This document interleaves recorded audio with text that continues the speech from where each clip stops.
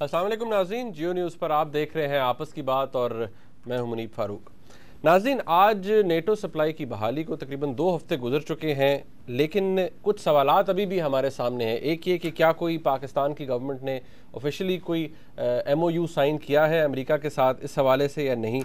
आपने देखा होगा कि पिछले 2 हफ्तों के दौरान ख़ास तौर पर जो दहशतगर्दी के वाक़यात हैं वो काफ़ी इंक्रीज़ हुए हैं और ख़ास तौर पे पाकिस्तान की अफवाज को, पाकिस्तान की लॉ इन्फोर्समेंट एजेंसीज़ को टारगेट किया जा रहा है। मुतअद्दिद हमले हो चुके हैं और ये ट्रेंड जो है ये अनफॉर्चुनेटली बदकिस्मती से ये बढ़ रहा है। और गुज़िश्ता पिछले 2 दिनों में अगर आप देखें तो होती साहब के जलसे के ऊपर भी एक अटैक करने की कोशिश की गई, उसे नाकाम बना दिया गया, लेकिन खुदा न खास्ता अगर वो कोशिश कामयाब हो जाती तो बहुत बड़े स्केल पर तबाही होनी थी। दीर के इलाके में भी ये वोलेटाइल हुई है सारा वो एरिया आप देखना ये है कि ये ट्रेंड किस तरह से काबू में लाया जा सकेगा। और दूसरा ये कि जो आज ये भी एक खबर है हमारे पास कि जो नेटो कंटेनर्स हैं वो वैसे कराची से भी मूव नहीं कर पा रहे, क्योंकि आपने देखा होगा कि हमारे हुकूमत की तरफ से तो ये दावे किए गए हैं कि सिक्योरिटी प्रोवाइड की जाएगी, लेकिन अभी भी जो कंटेनर्स के मालिकान हैं, जो ड्राइवर हजरात हैं, उनको ये खदशा है कि शायद उनको वो सिक्योरिटी ना मिले और उनके ऊपर बड़े हमले भी हो सके। नाज़रीन, इसके हवाले से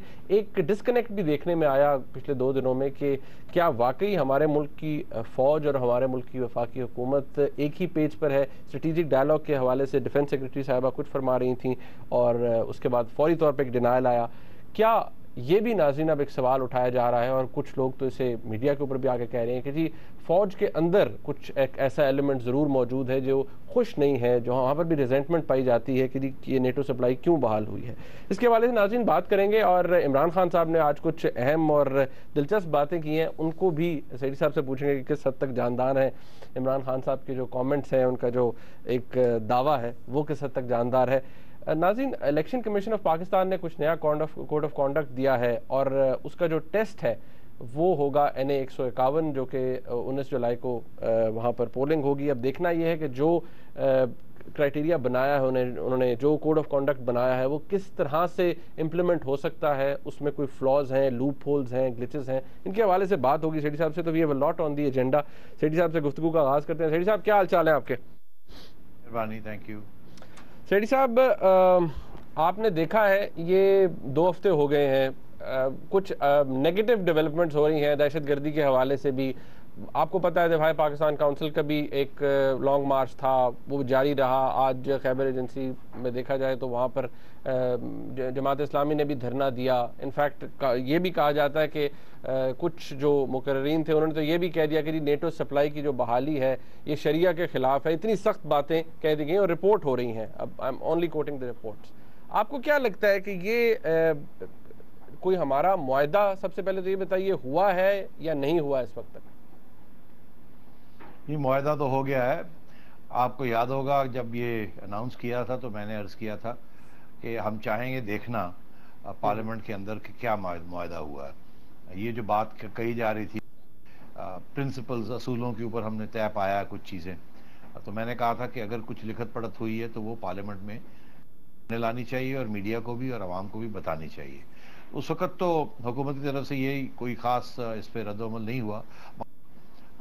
डिफेंस सेक्रेटरी नरगिस सेठी साहिबा ने फरमाया कि 2 MOU साइन होंगे, मेमोरेंडम ऑफ अंडरस्टैंडिंग, और इसके लिए शहरी रहमान साहिबा पाकिस्तान आई हुई थी, वो अब वापस वाशिंगटन पहुंच गई हैं और अब इम्कान ये है कि पाकिस्तान की तरफ से एक डिफेंस ऑफिशियल्स की टीम शहरी रहमान साहिबा को के साथ मिलकर अमरीकनों के साथ बनाएंगे और साइन करेंगे।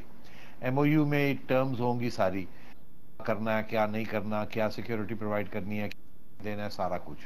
तो ये अच्छी बात है, लिखत पढ़त होनी चाहिए ताकि मिसअंडरस्टैंडिंग्स ना हो पाए। मगर यहाँ 2 कन्फ्यूजन्स चल रही हैं। एक कन्फ्यूजन तो ये है कि कौन जाएगा वहाँ बातचीत करने के लिए।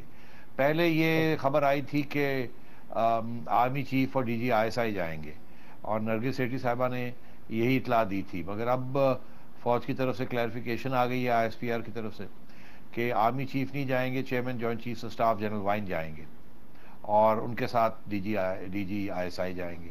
और तब ये है कि एक तो ये तब्दीली हुई और ये भी इम्पोर्टेंट तब्दीली है कि आर्मी चीफ खुद नहीं जा रहे। मैं समझता हूँ ये अच्छा है कि आर्मी चीफ खुद नहीं जा रहे, बिकॉज अमेरिका के अंदर जब से जनरल मलन एडमिरल मलन हुए हैं तो वो जाते वो बहुत सख्त जुबान इस्तेमाल करके गए थे जनरल कियानी के बारे में। तो इसलिए अच्छी बात है कि जनरल साहब के जो सीनियर हैं जनरल वाइन, जिनके बारे में कोई मिसअंडरस्टैंडिंग्स नहीं है या टेंशन्स नहीं है उनके दरमियान और डिफेंस ऑफिशियल्स के दरमियान, तो बेहतर ये है कि वो जनरल वाइन जाएं। तो ये अच्छा फैसला है और खैर साथ दीजिए ISI का जाना तो ज़रूरी है, क्योंकि जो कुछ ये MOU बनेगा उसकी इम्प्लीमेंटेशन पाकिस्तान एंड पे जो है वो ISI ही उसको इम्प्लीमेंट करवाएगी और वाली करेगी। तो ये अच्छा फैसला है कि ISI और चीफ और chairman joint chief of staff जा रहे हैं और वहाँ शहरी रहमान साहिबा के साथ बैठ के ये MOUs होंगे। पता फॉरेन मिनिस्टर साहिबा भी जाएंगे कि नहीं, मगर आई थिंक ये अच्छी टीम है क्योंकि ये यहाँ डिस्कस करके गए हैं सारा कुछ ऑलरेडी शहरी रहमान साहिबा। तो ये तो एक अच्छी बात है। मगर अब इसमें क्या डिस्कस होना है? डिस्कस इसमें ये होना है कि ड्रोन्स जो है वो कैसे इस्तेमाल होंगे, कितने के साथ ड्रोन्स का इस्तेमाल होगा और क्या पाकिस्तान के साथ होगा या बगैर होगा। अगर बगैर होगा तो कौन से टारगेट्स होंगे और क्या लिमिट होगी, उसके ऊपर कितनी फ्रीक्वेंसी होगी, किस किस्म की टारगेटिंग होगी, सिग्नेचर स्ट्राइक्स होंगी या दूसरी स्ट्राइक्स होंगी एंड सो ऑन। इसकी बारीकियों में जरूर जाएंगे क्योंकि अमेरिका ने तो कह दिया है कि हम ड्रोन्स जरूर इस्तेमाल करेंगे, मगर हमारी तरफ से ये कोशिश है कि जितनी हद तक रिस्ट्रिक्ट किया जाए और पाकिस्तान को कॉन्फिडेंस लेके किया जाए वो उतना बेहतर होगा। तो इसके ऊपर मेरा ख्याल है फाइन ट्यूनिंग होगी थोड़ी सी। और दूसरी बात ये है कि ये जो नेटो सप्लाई लाइन है इसके बारे में भी बहुत से लूज एंड्स रह गए हैं। अभी आपने देखा, आपने खुद ही इंट्रोडक्शन में ये कहा कि इस वक्त कराची फंसे हुए हैं सारे नेटो के। इसमें 2-3 इश्यूज हैं। आपने तो एक इशू की तरफ इशारा किया कि सिक्योरिटी का मसला है। आपने फरमाया कि जमात इस्लामी और दिफा काउंसिल वाले जो हैं वो आज कर रहे हैं, मगर इसके अलावा ये सिक्योरिटी का इतना मसला नहीं है, ये तो प्रोटेस्ट्स हो रही हैं। ये ज़्यादा डिलेज हो सकती हैं क्योंकि अब जमात इस्लामी पेशावर में उन्होंने किया था किस्म का, तो उसके साथ रुक गई थी वहाँ और आगे जा रहे हैं। अब वो बॉर्डर पे भी जाएंगे और वहाँ भी वो करेंगे। तो ये तो ठीक है, मगर असली इशू ये है कि सिक्योरिटी का, क्योंकि तालिबान ने ये अनाउंस कर दिया कि वो अटैक करेंगे और वो नेटो कंटेनर्स को अटैक करेंगे। अब 2 इश्यूज हैं इस वक्त। एक तो ये है कि कराची पोर्ट चार्जेस कोई 2 अरब रुपए के करीब 1500 कंटेनर्स से जायद कंटेनर्स के चार्जेस जो हैं वो पे करने हैं, क्योंकि जाहिर है वो KPT मांग रही है पैसे। उन्होंने कंटेनर्स को संभाला हुआ था, वो उनके अपने कानून है, वो वेव नहीं किया जा सकता, वो पैसे देने पड़ेंगे। और मेरी खबर के मुताबिक तो प्राइम मिनिस्टर साहब ने ऑलरेडी फाइनेंस मिनिस्ट्री को ये कहा है कि ये 2 अरब रुपया दे के इसको क्लियर करवाया जाए। मगर उसके अलावा और भी छोटी छोटी प्रॉब्लम्स हैं। रेफ्रिजरेशन चार्जेस हैं, बहुत सी इसमें पेरिशेबल गुड्स थे जो कि उन्होंने रेफ्रिजरेशन की थी, उसके बिजली के चार्जेस एंड सो। तो ये डिटेल में ये चीज़ें कराची में वर्कआउट करनी पड़ेंगी और इसमें इनको एक टीम चाहिए बनाना जो कि जाके कराची में बैठ के इसको जल्द से जल्द किया जाए, इसको ख़त्म।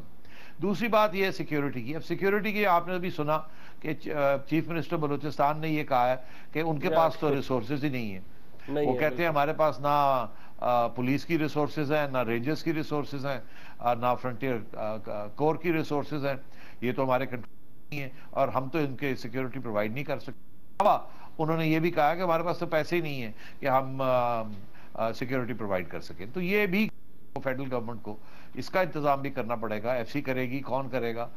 लेवीज करेंगी, FC करेगी, फ्रंटियर कंस्टेबलरी करेगी, आर्मी करेगी, अगर पुलिस करेगी तो कैसे करेगी, कितने पैसे दिए जाएंगे। तो ये सारी डिटेल्ड चीज़ें जो हैं ये अब वर्कआउट करनी पड़ेंगी क्योंकि ये बहुत बड़ा इशू बन चुका है। तो मेरा ख्याल है इसमें डिलेज चल रही हैं, मगर अमरीकनों की तरफ से बड़ा प्रेशर है कि जल्दी किया जाए, क्योंकि जितनी जल्दी आप ये रिस्टोर करेंगे जल्दी आपको 2-3 अरब डॉलर जो आपके फंसे हुए हैं वो आपको मिल जाएंगे। और फौज भी बेताब है कि उनको जो पैसा उन्होंने खर्च किया वॉर ऑन टेरर के ऊपर वो उनको मिले और हुकूमत को भी जरूरत है बजट के लिए। अच्छा सेठी साहब, एक बड़ी इंटरेस्टिंग बात है क्योंकि जब ये खुली थी जिस दिन नेटो सप्लाई, ऑलमोस्ट 2 हफ्ते हो गए हैं, उसी दिन नेचुरली रिएक्शन आया था हर तरफ से। इमरान खान साहब ने जो बात की थी उस दिन, उसकी मैं चाहता हूँ हम उसे रिकॉल करें। आप ये ज़रा क्लिप है हमारे व्यूअर्स के लिए भी, मैं इसके ऊपर आपकी तवज्जो दिलाना चाहता हूँ कि इसका क्या सिग्निफिकेंस है। नाज़रीन ने क्लिप देखिए। मैं आपको ये बता दूं, फौज के अंदर एक बड़ा गुस्सा होगा इसमें। आम पाकिस्तानी फौजी जब ये सुनेगा कि पहले हम इनकी जंग लड़ के 6000 अपने फौजी मरवा बैठे हैं, हर रोज मारे जा रहे हैं, ऊपर से इन्होंने भी हमारे फौजियों को मारा।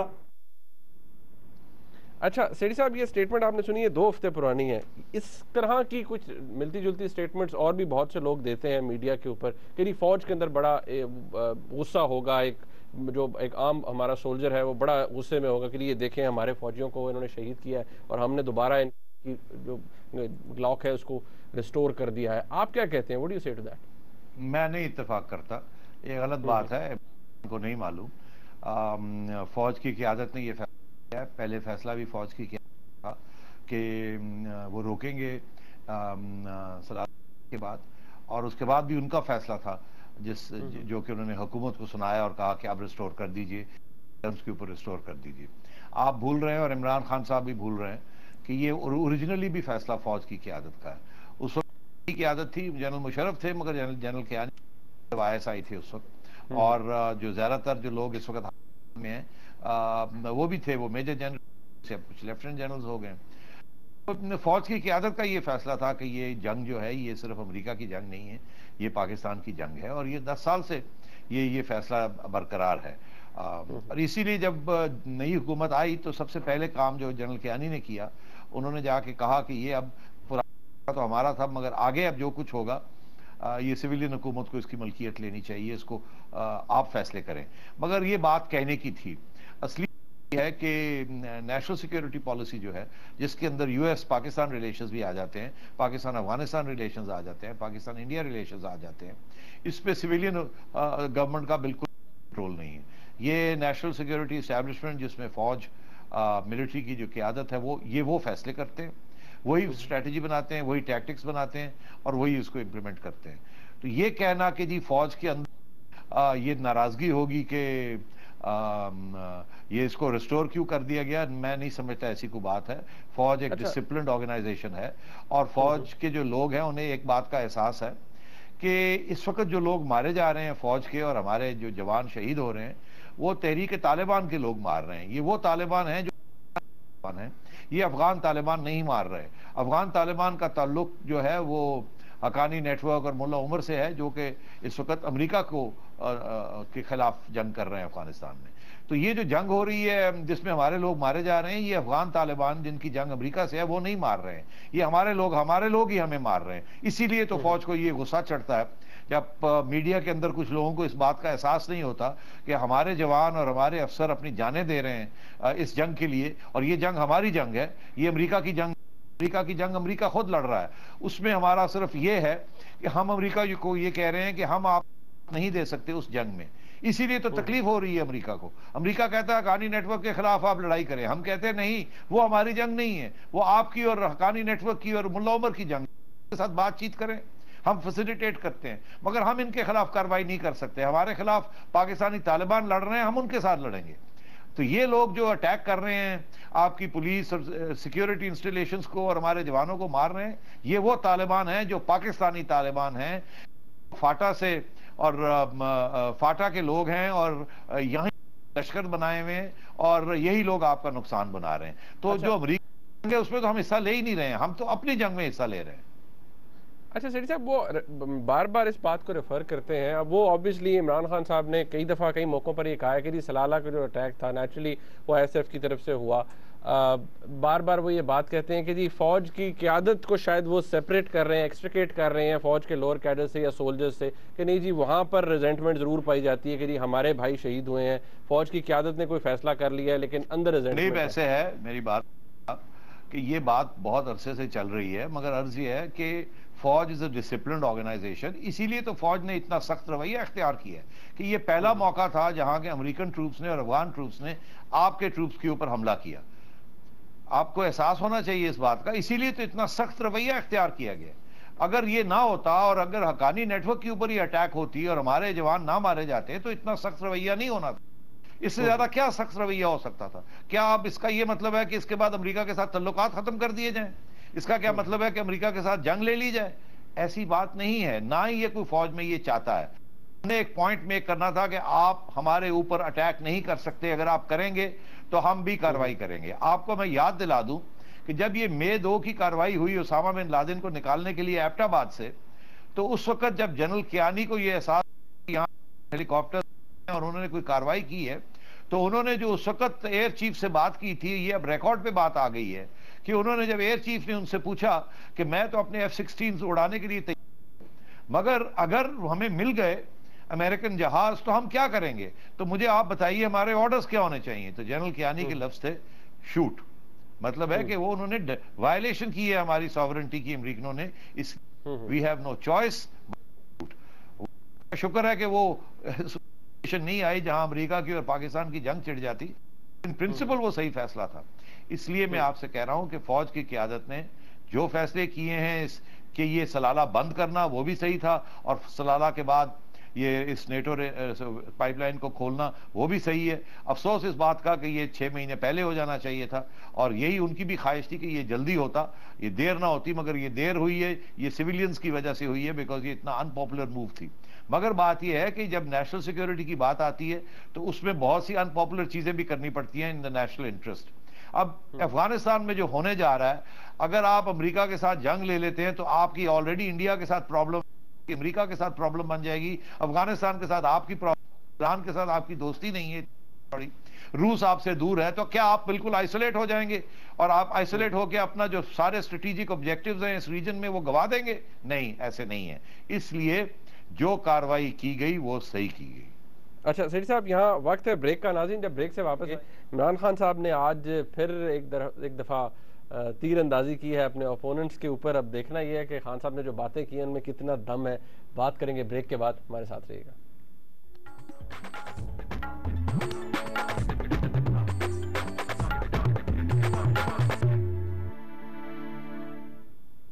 नाज़रीन, तहरीक इंसाफ के चेयरमैन जनाब इमरान खान साहब, उनके बारे में काफ़ी लोग ये कहते हैं कि इमरान खान साहब रिपीट्स हिमसेल्फ, और वो उनका जो क्रिटिसिज्म है वो भी शायद पुराना हो गया, कोई नई चीज़ नहीं आती। तो मेरे ख्याल में इमरान खान साहब अब कोशिश करते हैं कि हर दफ़ा कोई ना कोई नई बात कही जाए। अब जो बातें उन्होंने वैसे की थोड़ी सी पर्सनल है, मैं उन पर नहीं जाना चाहता, लेकिन जिसकी रेलेवेंस है, मैं चाहता हूँ कि ये क्लिप जो उन्होंने कहा केयर टेकर सेटअप के हवाले से इमरान खान साहब के खदशात क्या है, ज़रा ये सुनिए।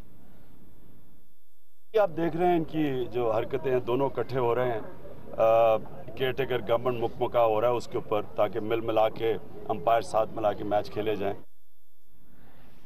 सेठी साहब, आपने एक क्लिप सुना, ये इमरान खान साहब कहते हैं कि जो इंटरिम सेटअप बनेगा उसके ऊपर मुकमका हो जाएगा, obviously between PMLN and people's party, और अंपायर जो है वो कहते हैं अंपायर को साथ में है। तो अंपायर तो इलेक्शंस के अंदर अगर देखा जाए तो that is the chief election commissioner, ये अंपायर होंगे ना, तो वो कहते हैं वो उनको साथ में ला लेंगे और को मुकमुका कर लेंगे। और इसके साथ मैं ज़रा जोड़ दूं कि अक्सर इमरान खान साहब ये भी कहते हैं, उनको क्योंकि ट्विटर के ऊपर भी जब हम देखते हैं, फॉलो करते हैं, तो वो कहते हैं जी कि जरदारी साहब के होते हुए इलेक्शन फेयर एंड फ्री नहीं हो सकते। तो this seems like a valid criticism कि एक बंदा प्रेसिडेंट ऑफ पाकिस्तान है, गवर्नमेंट उनकी है, केयर टेकर भी उनका मर्जी का होगा, तो कैसे इलेक्शन फेयर एंड फ्री होंगे? बात यह है कि अगर ये 4 साल पहले कहते तो शायद इसमें वजन होता, मगर अब का कॉन्स्टिट्यूशनल अमेंडमेंट हो चुका है, 20th कॉन्स्टिट्यूशनल अमेंडमेंट, जो कि जिसके तहत अब सारी इलेक्शंस कंडक्ट होंगी और care taker ministers and chief ministers लगेंगे। अच्छा, उसमें बड़ी दिलचस्प बात यह है कि अगर अरेंजमेंट होगा ऑपोजिशन एंड गवर्नमेंट के दरमियान होगा, तो उस हद तक तो इमरान खान साहब सही कहते हैं कि अब जो ऑपोजिशन है और गवर्नमेंट है और उसके अलाइज ये बैठ के फैसला करेंगे कि किस किस्म की अबूरी हुकूमत होगी, और उसके बाद फिर क्या और प्रोविंसेस में क्या होगा। प्रोविंसेस यहाँ sitting prime minister and sitting leader of the opposition जो है वो केयर टेकर गवर्नमेंट बनाएंगे इत्तेफाक के साथ, जैसे उन्होंने चीफ इलेक्शन कमिश्नर इत्तेफाक के साथ बनाया है। और उसके बाद अगर वो नहीं बना पाएंगे तो फिर चीफ इलेक्शन कमिश्नर साहब बनाएंगे केयर टेकर गवर्नमेंट। तो पहली बात तो ये है। तो इसमें तो अगर इमरान खान साहब पार्लियामेंट में होते तो वो भी ऑपोजिशन का हिस्सा होते। अब वो उनकी बदकिस्मती है कि उनके पास एक नहीं है। मियां नवाज शरीफ साहब की तरफ से नून की तरफ से एक बयान आया है, वो बड़ा दिलचस्प है। उन्होंने ये कहा कि ये जो अबूरी हुकूमत का मसला है इसमें हम सारी ऑपोजिशन पार्टीज को साथ लेके चलेंगे, और ये भी उन्होंने कहा कि in and out of parliament. ये बहुत interesting in and out of parliament. अब बहुत सी पार्टीज तो ऐसी हैं जो कि इन पार्लियामेंट है, एक आध सीट भी हो जमात इस्लामी टाइप, जिनके साथ वो जिनको साथ लेके चलेंगे, मगर बहुत सी पार्टीज हैं जो कि पार्लियामेंट में नहीं है, जिसमें पीटीआई भी है।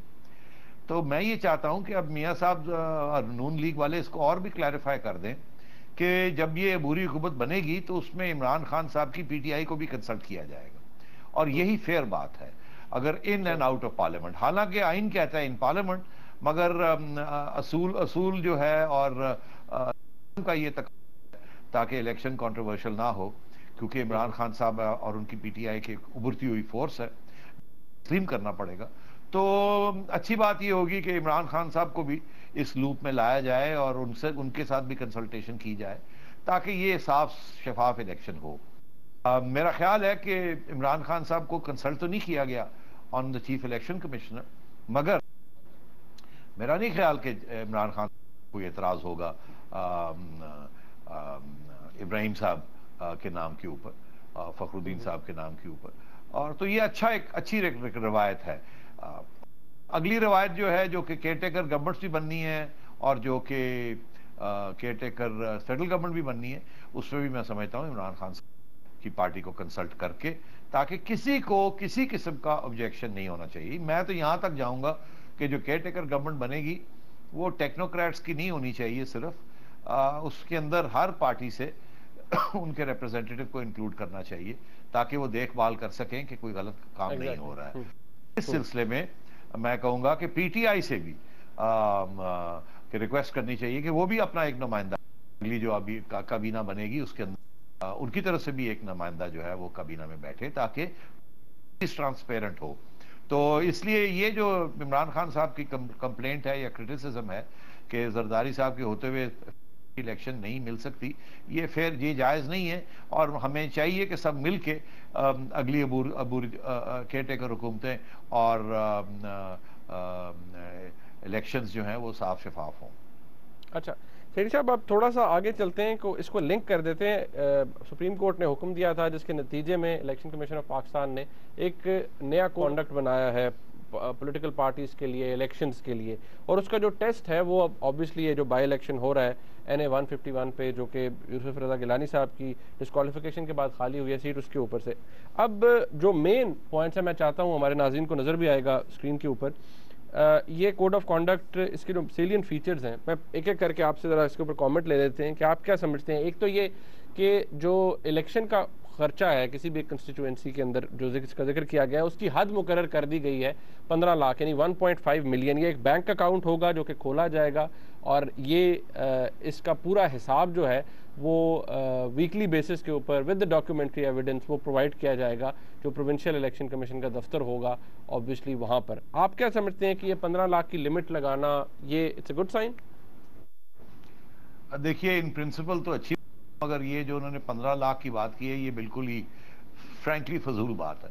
उसकी वजह यह है कि प्रोविंशियल इलेक्शन जो होती है उसके अंदर छोटी कंस्टिट्यूंसी होती है, नेशनल असेंबली की इलेक्शन में बड़ी कंस्टिट्यूंसी होती है। तो एक लेवल ऑफ फंडिंग, ये आप अगर ये जो 15 लाख रुपए है ये नेशनल असेंबली के लिए, provincial and national assembly seats के लिए, ये तो जनरल है जी, जनरल, उन्होंने कोई पर्टिकुलराइज नहीं किया किसी को। तो पर्टिकुलराइज करना चाहिए ना कि प्रोविंशियल पे कम पैसे लगते हैं, नेशनल पे ज्यादा लगते हैं, पहली बात तो ये। तो इसमें भी कोई तब्दीली की जरूरत है। दूसरी बात ये कि हिंदुस्तान का इन्होंने एग्जांपल लिया है जहां ये इलेक्शन एक्सपेंसेस का कानून है, वहां जो उनकी सो कॉल्ड नेशनल असेंबली की सीट है वहां 12.5 लाख इंडियन रुपए, हमारे हिसाब से 25 लाख पाकिस्तानी रुपए बनते हैं। तो इंडिया में भी ये 15 लाख से ज्यादा 25 लाख की उन्होंने लिमिट रखी हुई है, पहली बात तो ये। दूसरी बात ये है कि इंडिया का हवाला अगर आप थोड़ी सी और इसको आगे लेके चलें तो इंडिया में भी हालांकि ये इलेक्शन कमीशन के एक्सपेंसेस के ऊपर पाबंदी तो, मगर इसके अलावा उन्होंने बहुत सी और भी फैसिलिटीज दी हुई हैं कि अगर आपने हेलीकॉप्टर्स इस्तेमाल करने हैं तो वो एक अलहदा फंडिंग है उसके लिए, and so on and so fourth. तीसरी बात ये है कि हिंदुस्तान में आज तक इलेक्शन एक्सपेंसेस वायलेशन के रूल को वायलेट करते हुए किसी को नहीं पकड़ा। आप यकीन करें कि सोनिया गांधी जब पिछली इलेक्शन लड़ी तो उन्होंने अपने खर्चे 8 लाख, जो कि सारा हिंदुस्तान हंस हंस के मर गया था कि ये 8 लाख रुपया का, यहाँ तो शायद 8 करोड़ से भी ज्यादा लगा हो। मगर इलेक्शन कमीशन इंडिया की, जो कि बड़ी ऑटोनोमस है और इंडिपेंडेंट है, उन्होंने हाथ नहीं लगाया मिसेस गांधी को। यहाँ भी इसी किस्म की सिचुएशन है कि इसको मॉनिटर करना बहुत ही इम्पॉसिबल है। और ये इन प्रिंसिपल तो बड़ी अच्छी बात है, मगर इसको जो मॉनिटरिंग का सिस्टम है कि कैसे इसको मॉनिटर करेंगे, वो मैंने देखा है ये बहुत ही इनएडिक्वेट है, ये बिल्कुल मुनासिब नहीं है। और इलेक्शन कमीशन का ये ख्याल है कि वो मॉनिटर कर लेगी। मैंने सुना है कि वो कहते हैं कि जी हम एक टीवी कैमरा और एक बंदा, और वो मतलब भाई यार, फॉर गॉड सेक, आप एक टीवी कैमरा के साथ एक इलेक्शन कवर भी नहीं कर सकते। आप कहाँ सारी कंस्टिट्यूंसी में एक कैमरा लेके फिरेंगे? आप झंडे देखे और आपने देखा, और आप क्या पूछते फिरेंगे ये झंडे किसने लगाए हैं? आपको तो पता ही नहीं चलेगा झंडे किसने लगाए हैं। क्या आप ये कैंडिडेट के खाते में डालेंगे? कैंडिडेट कहेगा जी मुझे क्या पता आए थे वो झंडे लगा, मैं क्या करूं? ये वॉल चॉकिंग मैंने तो नहीं की। तो ये मतलब है कि ये मतलब है कोई मुनासिब बात करनी चाहिए जो इम्प्लीमेंट भी हो सके। ये फजूल किस्म के कानून बनाने ये अच्छी बात नहीं है। ये ब्यूरोक्रेसी करती है, इसके साथ करप्शन होती है और मसला हल नहीं होता। तो मैं ये समझूंगा इसके ऊपर सही तरीके से गौर फिक्र होना चाहिए। सीईसी नए आए हैं, उन्हें कोई रियलिज्म की तरफ जाना चाहिए। ये फजूल बात है कि जी आप अपने लोगों को गाड़ियों में ट्रांसपोर्ट नहीं कर सकते, तो बेचारे आएंगे कैसे? ये क्या कहना कि जी वो हमने पोलिंग स्टेशन करीब कर दिए, ये कोई आर्ग्यूमेंट नहीं है। ये इस किस्म की चीजें इन्हें नहीं करनी चाहिए। इन्हें वो चीजें करनी चाहिए जो कि मॉनिटर कर सकें और जो कि मुनासिब हों। सेठी साहब वो कहते हैं 400 यार्ड्स के अंदर आप पोलिंग स्टेशन के ना कोई पोलिंग कैंप अपना बना सकते हैं, ना किसी कोई पॉलिटिकल एक्टिविटी नहीं हो सकती। यार मुनीब, मैं आपको बताऊं, देखिए ये सिक्योरिटी के इश्यूज हैं, रिगिंग रोकने के लिए या धमकियां देने के लिए रोकने के लिए, इनको तो ठीक है इंप्लीमेंट किया जा सकता है। मगर मैं आपको बताऊं, ये इलेक्शन में वोट डालना कितना आसान काम नहीं है। मैं 3 दफा वोट 2 दफा तो कामयाब हो गया था, 1 दफा कामयाब ही नहीं हुआ। मेरा नाम ही नहीं था लिस्ट के ऊपर। मुझे कभी इधर भागना पड़ रहा था, कभी उधर भागना पड़ रहा था, कभी एक कैंप कभी दूसरे कैंप, फिर जाके मुझे कोई पता चला कि मैंने क्या करना है। तो ये पढ़े लिखे लोगों के साथ भी ये हाल है। तो आम लोगों के लिए तो सहूलतें चाहिए। तो ये इलेक्शन कमीशन को इतना भी इसको सैनिटाइज नहीं करना चाहिए। मोटी मोटी बात करनी चाहिए, बारीकियों में नहीं जाना चाहिए। बारीकियों में गए तो ये करप्शन का बायस बनेगी। अच्छा सेठी साहब, यहाँ अब वक्त हो रहा है ब्रेक का। नाज़रीन, जब आपसे वापस आएंगे तो कोशिश करेंगे कि जितनी ज़्यादा से ज़्यादा हो सकता है आपकी कॉल्स भी लें, चंद अहम मामला हैं उन पर भी बात करेंगे। एक ब्रेक के बाद हमारे साथ रहिएगा।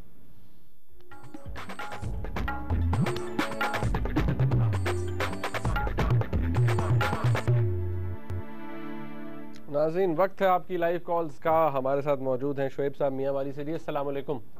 वालेकुम सलाम। मुनीफ फारूक साहब, क्या हाल है सर? जी सवाल कीजिए। सर सेठी साहब से सर सवाल ये है कि कल वो स्विस अकाउंट्स के हवाले से बात कर रहे थे कि वजीर साहब खत लिखेंगे या नहीं लिखेंगे। तो सर पूछना ये है कि वो आप कह रहे थे कि एक प्राइम मिनिस्टर को पहले उन्होंने घर भेज दिया है, तो अब दूसरे को इस वजह से घर नहीं भेजना चाहिए कि अगर वो खत ना लिखे तो उसे नाअहल करार दिया जाए। लेकिन सर बात ये है कि इस प्राइम मिनिस्टर साहब के हवाले से कुछ और केसेस भी हैं, रेंटल पावर जैसे कि जो मेन केस है। तो सर पूछना ये है कि अगर सुप्रीम कोर्ट ने वो स्विस अकाउंट्स में खत ना लिखने के हवाले से सजा नहीं देती और घर नहीं भिजवाती, तो क्या रेंटल पावर में अगर इनको सजा हो जाती है तो वो एज सजा अगर हो गई तो रुकन कौमी असम्बली तो नहीं रहेंगे, और इस हवाले से सर वो क्या कहते हैं कि वजीर आजम साहब भी नहीं रहेंगे, तो क्या इस हवाले से वो घर वापस जा सकते हैं? जी हाँ, बिल्कुल। अगर वो किसी क्रिमिनल एक्टिविटी में उनको सबूत मिल जाता है और कि उन्होंने रॉन्ग डूइंग की है, तो बिल्कुल वो फिर कन्विक्शन हो सकती है क्राइम के लिए, और उस कन्विक्शन अगर ज़्यादा है उसकी पनिशमेंट, तो बिल्कुल उनकी डिस्क्वालिफिकेशन हो सकती है। और ये सही रास्ता है। अगर चोरी की है तो चोरी प्रूव करके उनको कन्विक्ट किया जाए। मगर वो जो रास्ता है कि जी एक तौहीन के ऊपर आप प्राइम मिनिस्टर को, एक नहीं 2 प्राइम मिनिस्टर को घर भेज दिया, वो थोड़ा, मैं समझता हूँ वो थोड़ा सा एक्सेसिव है। उसका मसला ये है कि खत लिखना है तो वो तो अब अदालत एक कमीशन बना के, खुद अदालत ने ये तस्लीम किया है कि हम कर सकते हैं, एक ऑप्शन ये भी है, तो वो खुद कर लें। मैं नहीं समझता कि अदालत को उस दायरे से बाहर निकलना चाहिए जिस दायरे के अंदर आवाम की जो सॉवरेंटी है वो उसका मसला बन जाता है। तो इसलिए मैं ये कह रहा था। बाकी आप सही कह रहे हैं, किसी क्राइम के अंदर अगर इनको पकड़ा जाता है, इनके पास कोई इम्यूनिटी नहीं है जो प्रेसिडेंट के पास है। इनके खिलाफ केस चल सकता है और बन भी सकता है और चल भी सकता है और कन्विक्शन हो सकती है। अच्छा सेठी साहब, तारिक साहब है हमारे साथ कराची से। जी अस्सलाम वालेकुम। अस्सलाम वालेकुम जी। वालेकुम सर अपना सेठी साहब, गुजारिश ये है कि मैं ये पूछना चाहता था कि इन लोगों के ऊपर पाबंदी नहीं होनी चाहिए इलेक्शन के अंदर, जिन लोगों ने बैंकों से भारी लोन लिए हों या बैरून मुल्क उनके पास बैंक अकाउंट हों, और उन लोगों के ऊपर भी पाबंदी नहीं होनी चाहिए जिनके अदालतों में केस हों। आप इस बारे में, उनको क्या इलेक्शन लड़ने की इजाजत होनी चाहिए? आप क्या कहते हैं? जी मेहरबानी, मैं आपसे तीनों चीजों के ऊपर इत्तेफाक नहीं करता। पहली बात तो ये है कि कानून के मुताबिक जो कानून है, कानून बदलने तो और बात है, कानून के मुताबिक किसी के ऊपर केस होना वो कोई खास चीज नहीं है, कन्विक्शन की बात होती है। केस तो आपने देखा है अदालतों के अंदर, केस के एक केस नहीं लाखों की तादाद में केसेस चल रहे हैं, और कितने झूठे हैं और कितने नहीं हैं ये अल्लाह ताला को ही पता है। इसलिए ये केस किसी के ऊपर करना, अगर आपने ये कंडीशन तो हर इलेक्शन कैंडिडेट जो है वो जाके FIR कटवा देगा 10,000 रुपया दे के, और दूसरे के खिलाफ केस बन जाएगा, तो एक बंदा भी इलेक्ट नहीं हो सकेगा इस मुल्क में। तो केस वाली बात जो है वो मुनासिब नहीं है। कन्विक्शन होनी चाहिए, और साल से ज्यादा की होनी चाहिए, वो बिल्कुल कानून जो है वो दुरुस्त है। दूसरी बात यह है कि जी किसी के पास बैंक अकाउंट है बाहर, अगर उसने यहाँ पैसे कमाए हैं और उसके ऊपर टैक्स दिया है और डिक्लेयर किया हुआ है, तो वो अपने इसी कानून के मुताबिक वो अपने पैसे कहीं भी रख सकते हैं। इस वक्त फ्री कैपिटल मूवमेंट है, आप मार्केट से डॉलर, आप बैंक के जरिए डॉलर बाहर भेज सकते हैं, और बाहर आप प्रॉपर्टी रख सकते हैं, हर कुछ रख, मगर सवाल यह है कि आप डिक्लेयर करें वो सारा कुछ, और जिस पैसे से आपने वो लिया है वो जायज होना चाहिए। तो ऐसी बात है कि वो जायज है तो फिर आप रख सकते हैं, और कोई पाबंदी आप पे नहीं होनी चाहिए। और तीसरी बात क्या की थी आपने, या भूल गया हूं जी, तीसरी कौन सी कंडीशन थी? लोन का उन्होंने कहा, लोन डिफॉल्टर। हाँ जी, लोन डिफॉल्टर की भी बात यह है जी कि लोन्स की जो डिफॉल्ट होती है दो किस्म की होती है। ये काफी डिबेट इस पे चली है। विलफुल डिफॉल्ट, जो कि सोच समझ के आपने डिफॉल्ट किया हो, या कोई ऐसी कंडीशंस आ गई हो मईशत के बारे में जिसकी वजह से आपका लोन डिफॉल्ट हो गया हो, आपके हाथ में वो ना हो वो उसकी जो फेट ऑफ दैट लोन। तो दो किस्म के लोन्स हैं, और बैंक्स भी ये हमेशा ये होता है कि बैंक्स भी ये सारी चीज की सामने रखते हैं अपने। कुछ लोग होते हैं वो वापस टाइम पे नहीं दे सकते, और बैंक्स तैयार हो जाते हैं, उनको एहसास होता है कि इनकी मजबूरी है। फॉर एग्जाम्पल आपने एक फैक्ट्री लगाई है और उसके ऊपर जो रॉ मटेरियल आ रहा है वो 10% उसके ऊपर ड्यूटी है, और आपने लोन लेके और अपनी फैक्ट्री चलाने की, कल को नई हुकूमत आती 10% से 20% ड्यूटी कर देती है, आप जो सामान बना रहे हैं वो कंपेटिटिव नहीं होता, आपकी फैक्ट्री बंद हो जाती है, आप लोन नहीं दे सकेंगे वापस। तो ये नॉन विल डिफॉल्ट है। तो ये विलफुल डिफॉल्ट और नॉन विलफुल डिफॉल्ट के अंदर भी लेना चाहिए, डिफरेंस जो है उसको क्रिएट करना चाहिए।